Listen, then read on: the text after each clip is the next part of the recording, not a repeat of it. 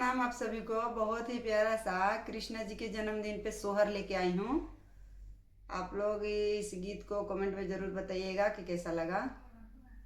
कहाँ में जनमिले राम त कहाँ में कृष्णा जनमे हो, कहाँ में जनमले राम त कहाँ में कृष्णा जनमे हो। ये ललना कहाँ में जनमल गणेश त तीनों घरवा मंगल होला।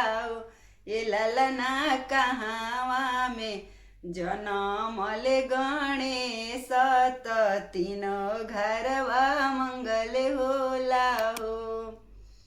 अयोध्या में जनमले राम त गोकुल में कृष्ण जनमे हो।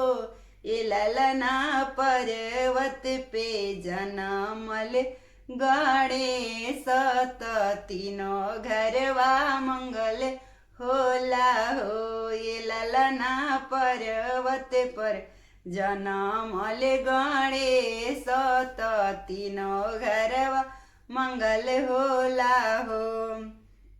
कोखिया जनमल राम त केकरा कोखिया कृष्णा जनमे हो।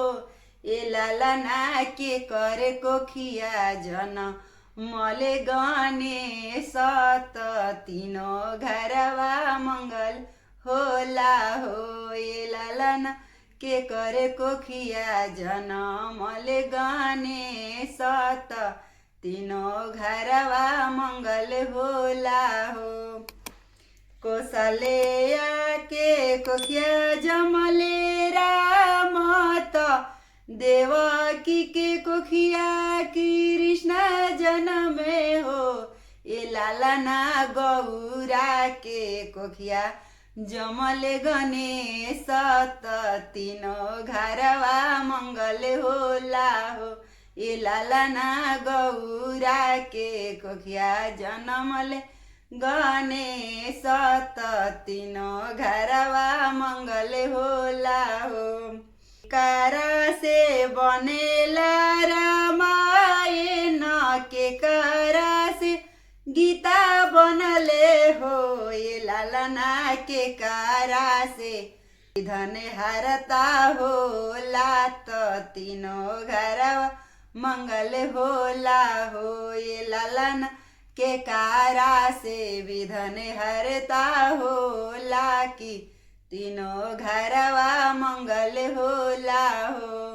राम से बनला रामायण कृष्णा से गीता बनला हो। ये ललना गणेश से विधन हरता होला कि तीनों घरवा मंगल होला हो। ये ललना गणेश से विधन हरता होला कि तीनों घरवा मंगल होला हो। कहवा में जनमले राम त कहाँ में कृष्णा जनमे हो।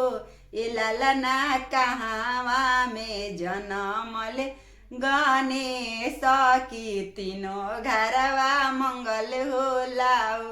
ये ललना कहाँ में जनमल गणेश की तीनों घरवा मंगल होला हो।